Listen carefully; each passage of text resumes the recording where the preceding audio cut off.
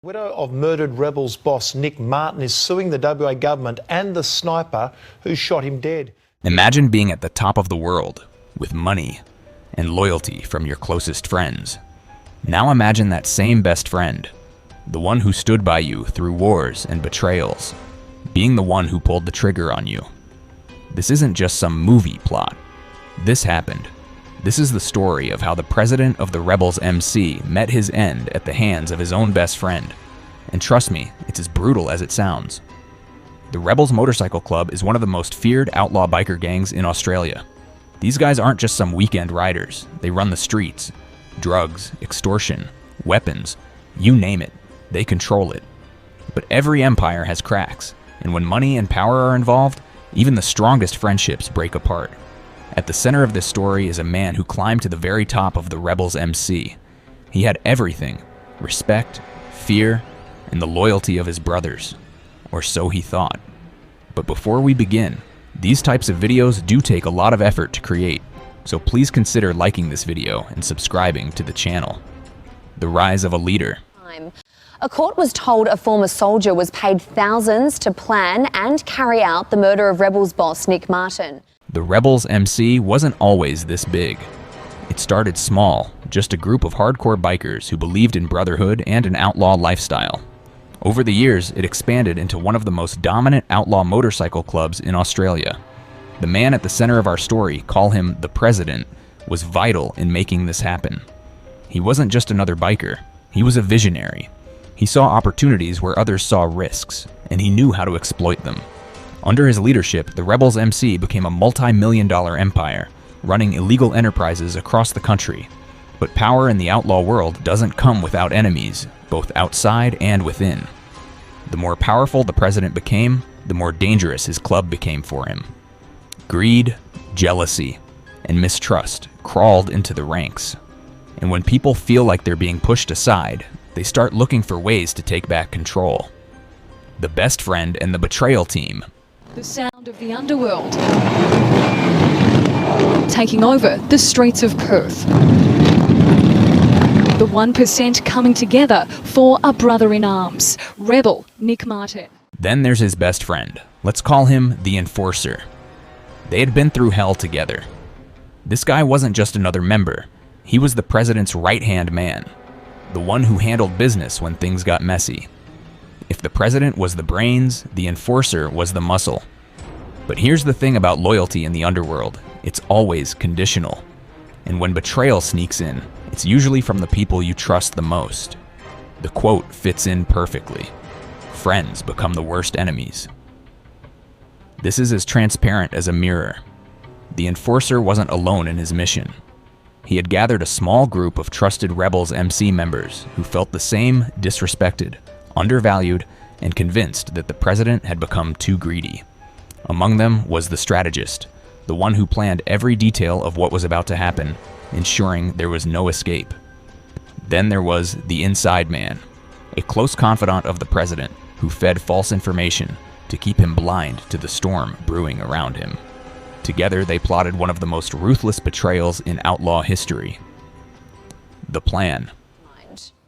He's one of WA's most notorious murderers, but to protect his identity, we can't reveal his face or tell you his name. The sniper who executed Rebels Bikie Chief Nick Martin in front of 2,000 onlookers last December. The plan was simple, but deadly. The president needed to be isolated. Killing him in public or during a major club meeting would cause chaos, and they didn't want that. They needed to make sure that when they struck, there would be no witnesses who could interfere. They set up a private meeting at one of their clubhouses, a place the president felt safe. The inside man made sure the president believed it was just another routine business discussion. He even sweetened the deal by mentioning an opportunity for a new drug route, something that would bring millions to the club. The enforcer was already in place, pretending to be on the president's side. The strategist made sure that all escape routes were blocked, and the remaining members of the betrayal team secured the area. No one was getting in, and no one was getting out without their permission.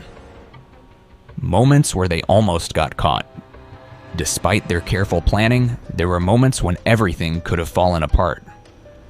A few days before the assassination, One of the newer Rebels MC members overheard the enforcer and the strategist discussing a major move. The guy was suspicious, and he almost went to the president. But before he could, the inside man intervened. He made up a lie about the enforcer planning a big drug deal and convinced the curious member to drop it. Then, on the night of the murder, an unexpected guest arrived at the clubhouse. A longtime friend of the president, a biker from another chapter, just happened to be in town and wanted to drop by. If he had entered that room, the entire plan could have been exposed. The inside man had to act fast and stop the visitor, telling him the president was out and that he should come back in the morning.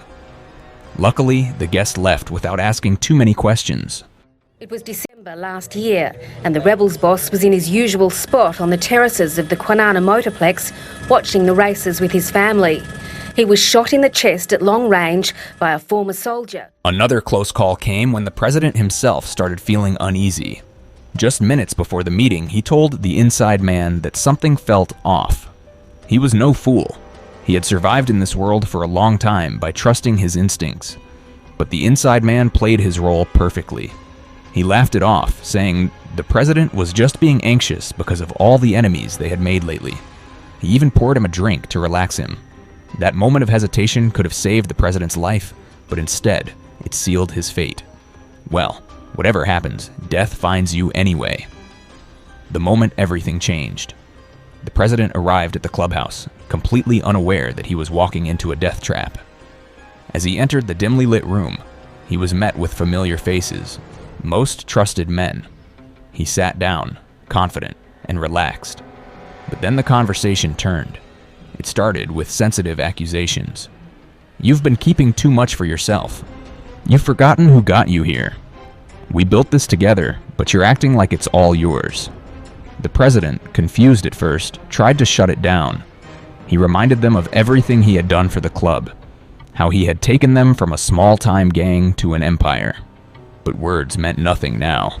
The enforcer, the man who had once been like a brother to him, reached for his gun. Bang! A gunshot echoed through the room.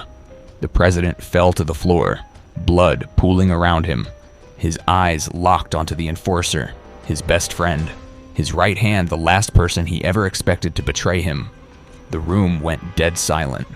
No one moved, no one spoke, because everyone knew what just happened, and more importantly, what was coming next. The aftermath. The former boss of WA's biggest bikie gang was honoured with a coffin fit for a criminal kingpin. The news spread fast. The Rebels MC was now leaderless, and chaos erupted. The members were split. Some wanted revenge. Others saw it as an opportunity for a power grab. The enforcer? He disappeared. Some say he went into hiding. Others believe he was quietly dealt with by the club.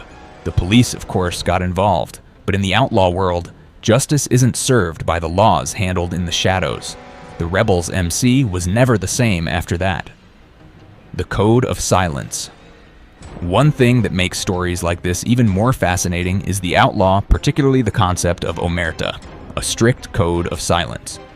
In biker culture, talking to outsiders or law enforcement is considered the ultimate betrayal, often punishable by death. According to a report by the Australian Criminal Intelligence Commission, outlaw motorcycle clubs operate under a structured hierarchy where internal disputes are settled with violence rather than legal action.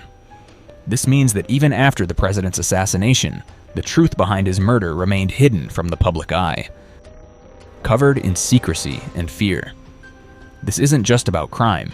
It's about loyalty, power, and the brutal consequences of breaking the rules in a world where trust is as deadly as a bullet. Lesson from the underworld. Detectives from Task Force Revello have charged a 34-year-old man over the shooting murder of Rebels OMCG, Nick Martin, at Kwinana Motorplex on 12th of December, 2020.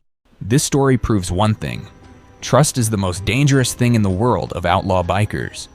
It can build empires, but it can also bring them crashing down in a single gunshot. Because at the end of the day, the real danger isn't from the cops or rival gangs.